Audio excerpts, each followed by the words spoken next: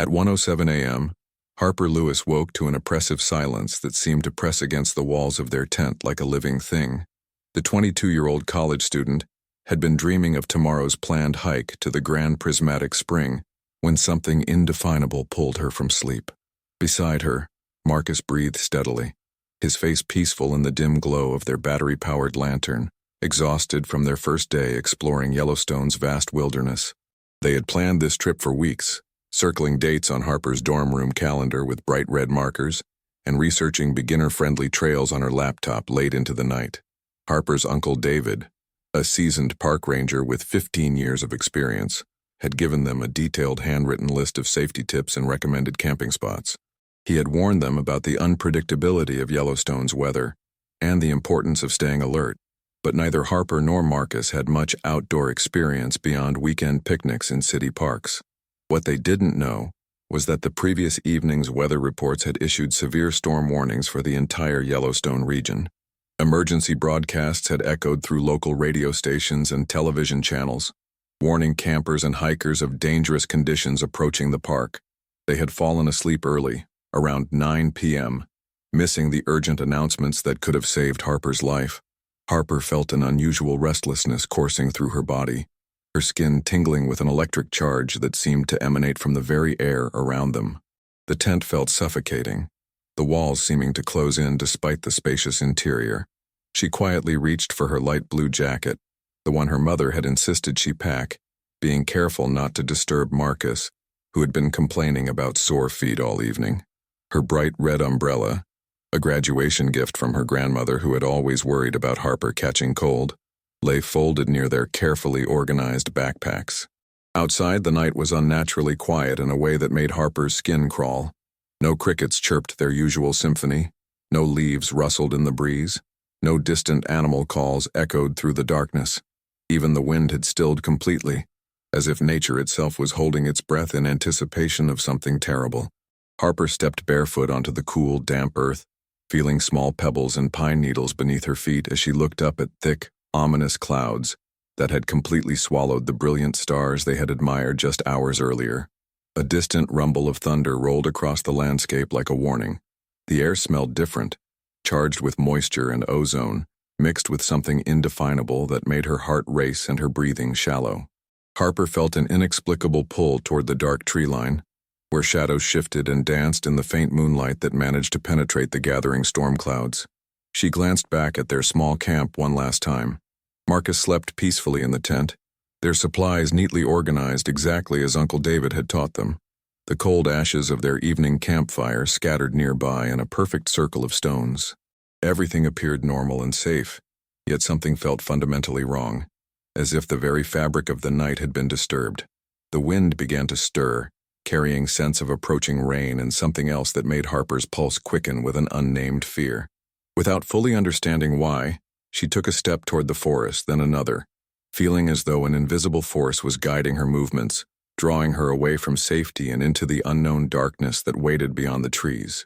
At exactly 1:07 a.m., Harper Lewis walked into the darkness of Yellowstone's wilderness, leaving behind only faint footprints in the soft earth and a boyfriend who would wake hours later to discover she had vanished without a trace, beginning a mystery that would haunt everyone who knew her. Marcus woke at 4:30 a.m. to the sound of rain hammering against their tent like angry fists. The storm had arrived with devastating force, turning their peaceful campsite into a battlefield of wind and water. He reached instinctively for Harper, his hand finding only empty space and cold fabric where her warm body should have been. The sleeping bag lay open, as if she had simply evaporated into the night air. "Harper?" he called softly, assuming she had stepped outside for a moment. When silence answered him, panic began to creep into his voice. "Harper, are you okay?" He unzipped the tent flap and peered into the chaos outside. Rain fell in sheets so thick he could barely see 3 feet ahead. Lightning illuminated the landscape in brief, terrifying snapshots, revealing a world transformed by the storm's fury. By dawn, Marcus had searched every inch of their immediate campsite, calling Harper's name until his voice was raw. Her jacket was missing, but everything else remained untouched. Her phone, wallet, hiking boots, even the granola bars she always kept within reach. It was as if she had simply walked into the storm wearing nothing but pajamas and a light jacket. Uncle David arrived within 2 hours of Marcus's frantic phone call, his ranger uniform soaked through despite his rain gear. His weathered face, usually calm and reassuring, showed deep concern as he examined the campsite. David had seen many disappearances in his 15 years at Yellowstone, but something about this felt different. Harper wasn't the type to wander off impulsively, especially not in the middle of the night during a storm warning she couldn't have known about. The storm hit harder than predicted, David explained to the growing search team, his voice barely audible over the continuing rain. Visibility was near zero. Winds reached 60 miles per hour. If she got disoriented— He didn't finish the sentence, but everyone understood the implications. The official search began at first light, despite the dangerous conditions. Park rangers, volunteer search teams, and specially trained dogs combed through miles of wilderness, following protocols David knew by heart. They found nothing. No footprints survived the storm's assault, no torn fabric caught on branches, no signs of struggle or accident. Harper had simply vanished as completely as if she had never existed. Marcus refused to leave the park, setting up a makeshift camp near the ranger station where he could coordinate with search teams. He barely slept, surviving on coffee and determination, his eyes red-rimmed and desperate. Every helicopter that returned empty-handed felt like another nail in his heart. Every false alarm— a flash of red fabric that turned out to be a discarded wrapper, a distant voice that was only wind through the trees— left him more broken than before. Harper's parents arrived on the second day, her mother clutching the same red umbrella Harper had taken into the wilderness. They had driven through the night from Denver, their faces etched with the particular agony that only parents of missing children understand. Her father, usually a man of few words, peppered David with questions that had no answers. Her mother sat silently by the window of the ranger station, staring out at the endless forest that had swallowed her daughter. Days turned into weeks. The intensive search was scaled back, then reduced to periodic sweeps. Marcus returned to college but couldn't concentrate on classes. Harper's parents hired private investigators who found nothing the official search had missed. The case file grew thick with witness statements, weather reports, and detailed maps. But Harper remained as lost as she had been that first terrible morning. The red umbrella became a symbol of hope and heartbreak, displayed prominently in every news report about the case. Harper's mother carried it everywhere, as if holding on to this piece of her daughter might somehow bring her home. Local news stations ran anniversary stories, but as months passed, public interest faded. Harper Lewis became another statistic, another unsolved disappearance in America's vast wilderness. Uncle David never stopped looking. Even after retiring from active duty, he would walk the trails where Harper had vanished, studying the landscape with the intensity of a man seeking redemption. He blamed himself for not warning them about the storm, for not insisting they camp closer to the ranger station, for not somehow preventing the tragedy that had torn his family apart. 7 hours after Harper's disappearance, a routine patrol found her red umbrella lodged high in the branches of a Douglas fir tree, nearly 30 feet from the ground and 2 miles from their campsite. 3 years had passed since Harper Lewis vanished into the Yellowstone wilderness. Marcus had graduated college, moved to Portland, and tried to build a life that didn't revolve around unanswered questions. He rarely spoke about that night anymore, but he still couldn't sleep during thunderstorms. Harper's parents had established a foundation for missing persons, channeling their grief into helping other families navigate the nightmare they knew too well. Uncle David had retired early, unable to shake the weight of that investigation. He spent his days volunteering at local search and rescue operations, as if saving others might somehow balance the scales for the niece he couldn't save. The red umbrella sat in a place of honor on his mantelpiece, returned to the family after the investigation officially went cold. On a crisp October morning, David was reviewing missing person cases at the Montana Search and Rescue Headquarters when a volunteer coordinator named Sarah approached his desk with a peculiar expression. She held a manila folder containing photographs from a recent wellness check in a remote cabin community near Glacier National Park. "David, you need to see this," Sarah said quietly, placing the folder before him. "We were called to check on an elderly man who hadn't been seen in weeks. When we arrived, we found him in poor health, but he wasn't alone. There was a young woman caring for him, and—" She paused, studying David's face carefully. "She matches the description of someone you've been looking for." David's hands trembled as he opened the folder. The first photograph showed a rustic cabin surrounded by dense forest. The second showed an elderly man in his 70s, frail but alert. The third photograph made David's breath catch in his throat. A young woman with shoulder-length brown hair stood in the doorway, her face partially obscured by shadows, but her posture and build unmistakably familiar. "Her name is Anna," Sarah continued. "She told our team she's been caring for Thomas Brennan for about 2 years. Says she found him collapsed near his cabin and decided to stay and help. But David, she has no identification, no memory of her life before finding Thomas. She couldn't tell us her last name or where she came from." David stared at the photograph, his heart pounding. The woman looked older than Harper would have been, weathered by outdoor living and marked by experiences he couldn't imagine. But something in her stance, the way she held her shoulders, reminded him powerfully of his niece.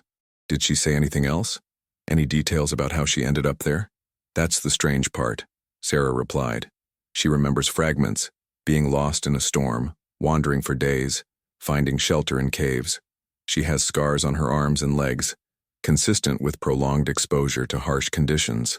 Thomas says she appeared at his cabin like a ghost, barely alive, speaking in whispers about red umbrellas and someone named Marcus. The mention of Marcus sent electricity through David's veins. He studied the photograph more closely, noting details that both confirmed and contradicted his hopes. The woman's hands were calloused and rough, her skin tanned from years of outdoor living. She wore simple clothes that looked handmade, and her hair was longer and darker than Harper's had been. But her eyes, even partially hidden in shadow, held a familiar intelligence. "Where is she now?" David asked, already reaching for his jacket. "Still at the cabin with Thomas. Our team left them with supplies and medical care for the old man, but she refused to come with us. Said she couldn't leave him alone." Sarah hesitated before adding, "David, I should warn you. Even if this is Harper, she might not remember you. The trauma of whatever happened to her, combined with 3 years of isolation, could have affected her memory significantly." David drove the 4 hours to Glacier National Park in a state of suspended disbelief. Part of him was terrified of disappointment, of discovering that hope had once again led him down a false path. Another part of him was equally terrified of confirmation, of finding Harper alive but fundamentally changed by whatever ordeal she had endured. The cabin sat in a clearing surrounded by towering pines, smoke rising from its chimney into the crisp autumn air. David approached slowly, his footsteps crunching on fallen leaves. Through the window he could see movement inside, a figure tending to someone in a chair by the fireplace. He knocked gently on the wooden door, his heart hammering against his ribs. Footsteps approached from inside, and the door opened to reveal a young woman with cautious brown eyes. She was thinner than Harper had been, her face more angular, marked by hardship and survival. But when she looked at him, David saw recognition flicker across her features like lightning illuminating a dark landscape. "I know you," she said softly, her voice hoarse from disuse. "You're the man who taught me about knots and compass readings. You gave me a whistle for emergencies." Her hand moved instinctively to her throat, where a small silver whistle hung on a leather cord, the same whistle David had given Harper for her 16th birthday. David's vision blurred with tears he had held back for 3 years. "Harper," he whispered, and the woman who had called herself Anna for so long began to remember who she used to be. The reunion David had dreamed of for 3 years was nothing like he had imagined. Harper, or Anna, as she still thought of herself most days, stood in the doorway of the cabin like a wild animal ready to flee. Her eyes darted between David's face and the forest behind him, as if calculating escape routes. The whistle at her throat caught the afternoon light, a small silver beacon of their shared past. "I remember pieces," she said carefully, her voice carrying an accent David couldn't place, perhaps the result of years speaking only to an elderly man whose own speech had been shaped by decades of isolation. "A tent, rain, someone calling my name." She paused, studying David's weathered face. "You were worried about bears. You made me promise to keep food in the bear box." David nodded, not trusting his voice. Behind Harper, he could see Thomas Brennan watching from his chair by the fireplace, his ancient eyes alert and protective. The old man had become Harper's family during her years of amnesia, and she had become his guardian angel. Their bond was evident in the way she glanced back at him, ensuring he was comfortable before continuing the conversation. "The people who came before you," Harper continued, referring to the search and rescue team, "they said I had family looking for me. They said someone named Marcus was... She struggled with the word, her brow furrowing. Heartbroken, but I don't remember Marcus clearly. Just fragments of a voice calling my name in the storm. David pulled out his phone with trembling hands, scrolling to a photograph from Harper's college graduation. The image showed a radiant young woman in cap and gown, standing between her parents and Marcus, everyone beaming with pride and possibility. Harper stared at the screen for a long moment, her expression unreadable. "That person looks happy," she said finally. "She looks like someone who belonged somewhere." Harper touched her own face unconsciously, feeling the scars that marked her survival. "I don't know if I'm her anymore. I don't know if I can be." The weight of those words settled between them like stones. David realized that finding Harper alive was only the beginning of a much more complex journey. The woman before him had survived something unimaginable, had built a new identity from nothing, had learned to live with purpose and meaning in complete isolation. Asking her to simply return to her old life was like asking her to abandon the person she had become. "Your parents," David said gently. "They never stopped looking. They started a foundation, helped other families. Your mother still carries that red umbrella everywhere." He watched Harper's face for recognition, but saw only confusion. "I remember the umbrella," Harper said slowly. "It was important somehow. But the people you're talking about, parents, Marcus, they feel like characters from a story someone told me once." She gestured toward Thomas, who was listening intently despite his frail appearance. "Thomas is real. This cabin is real. The life I've built here, taking care of him, learning to survive, that's real." David felt his heart breaking in a completely different way than it had during the 3 years of not knowing. This was the pain of understanding that love sometimes means letting go, that rescue doesn't always look like bringing someone home. "What do you want?" David asked, the question that had taken him 3 years to learn how to ask. Harper was quiet for a long time, looking out at the forest that had become her world. "I want to remember," she said finally, "but I also want to choose what to do with those memories. Thomas won't live much longer. I can see it in his eyes, feel it in the way he holds my hand. When he's gone..." She paused, considering possibilities that stretched before her like unmarked trails. "When he's gone, I want to decide who I am. Not who I was, but who I choose to be." She looked directly at David, and he saw strength in her gaze that hadn't been there when she was 22. "Maybe I'll want to meet these people who loved Harper Lewis. Maybe I'll want to learn about the life I lost. But maybe I'll choose something else entirely." David nodded, understanding flooding through him like relief. This wasn't the ending he had imagined, but it was the right one. Harper had survived not just the wilderness, but the complete destruction of her former self. She had built something new from nothing, and that achievement deserved respect, not erasure. "I'll tell them you're alive," David said.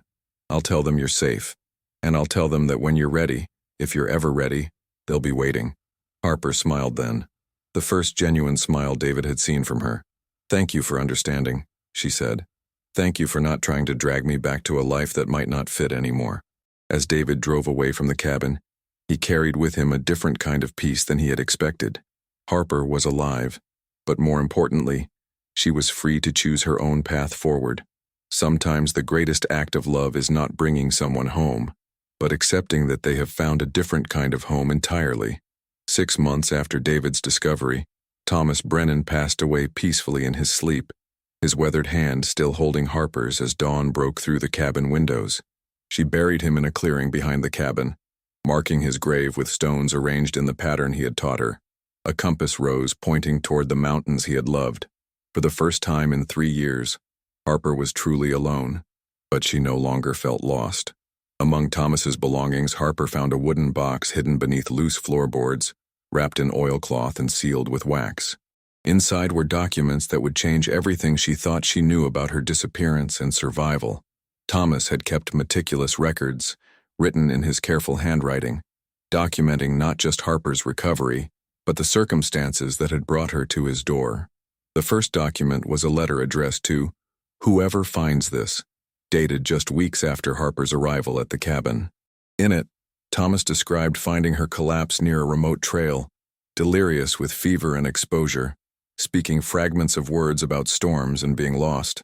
But more importantly, he had documented something Harper herself had forgotten: She hadn't been alone when he found her. The girl was accompanied by two men, Thomas had written. They claimed to be park rangers, but something felt wrong. Their uniforms were old, mismatched. They said they were taking her to safety, but when I offered to call for medical help, they became agitated. They left her with me when I insisted, saying they would return with proper authorities. They never came back. Harper's hands trembled as she read further. Thomas had been suspicious enough to hide and watch as the men departed. He had noted their license plate number, their physical descriptions, even sketched their faces in the margins of his journal. More disturbing still, he had overheard fragments of their conversation as they walked away from the cabin. They spoke about cleaning up loose ends and making sure she stays lost. The letter continued. I realized then that these men were not rescuers, but something far more sinister. I made the decision to protect the girl, to let the world believe she had perished in the wilderness, rather than risk her falling into their hands again. The second document was even more shocking. A collection of newspaper clippings Thomas had somehow obtained over the years. Articles about missing hikers and campers in national parks across the western United States. A pattern emerged that made Harper's blood run cold. Young women traveling with boyfriends or small groups, disappearing during severe weather events when search efforts would be hampered. Most were never found. But those who were discovered alive told similar stories of being rescued by men claiming to be park personnel. Thomas had connected dots that law enforcement agencies, working in isolation, had never seen. His final letter, written just days before his death, contained a confession that broke Harper's heart and filled her with purpose simultaneously. I should have reported what I knew, he wrote, but I was a coward, afraid they would come back for her if I drew attention to this place. I convinced myself that keeping her safe was enough, that one life saved was better than risking her to potentially save others. I was wrong. The guilt has eaten at me for 3 years, but I was too old and too scared to act. I pray that Harper, when she reads this, will be braver than I was. The final document was a detailed map Thomas had created, marking locations where he suspected the fake rangers operated, based on patterns he had observed in the missing persons cases. Remote areas with limited cell coverage, places where storms frequently disrupted search efforts, cabins and structures that could serve as temporary holding facilities. It was the work of a man who had spent his final years trying to make amends for his silence. Harper sat in the empty cabin for 3 days, processing the magnitude of what Thomas had revealed. She wasn't just a survivor of a wilderness accident, she was a witness to something much larger and more dangerous. The men who had taken her were still out there, still preying on vulnerable travelers, still destroying families like her own. On the 4th day, Harper made her choice. She packed Thomas's documents carefully, along with the few possessions that mattered to her, and walked to the nearest ranger station. When she identified herself to the shocked personnel, she didn't ask to be reunited with her family immediately. Instead, she asked to speak with federal investigators. My name is Harper Lewis, she told the FBI agents who arrived within hours. I've been missing for 3 years, and I have information about a criminal organization operating in our national parks. I want to help you stop them before they destroy more families. The investigation that followed would span 2 years and result in the arrest of a human trafficking ring that had operated across 7 states. Harper's testimony, combined with Thomas's meticulous documentation, provided the breakthrough law enforcement had needed to connect cases that had puzzled them for over a decade. During the trial, Harper finally chose to meet with her family. The reunion was quiet, emotional, and complicated. She was no longer the carefree college student who had disappeared into a storm, but she was something perhaps more valuable, a survivor who had found her purpose in protecting others. Marcus, now married and living in Seattle, met with Harper one afternoon in a coffee shop near the courthouse. They talked for hours about the people they had been and the people they had become. When he asked if she regretted the years they had lost, Harper considered the question carefully. I regret that you suffered, she said finally. I regret that my family suffered, but I can't regret becoming who I am now. Thomas saved my life, and now I get to save others. Sometimes the path home isn't about returning to where you started.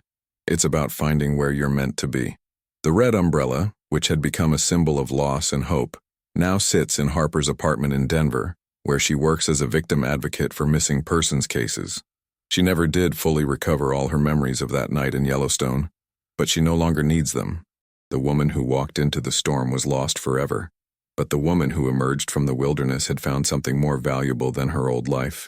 She had found her calling.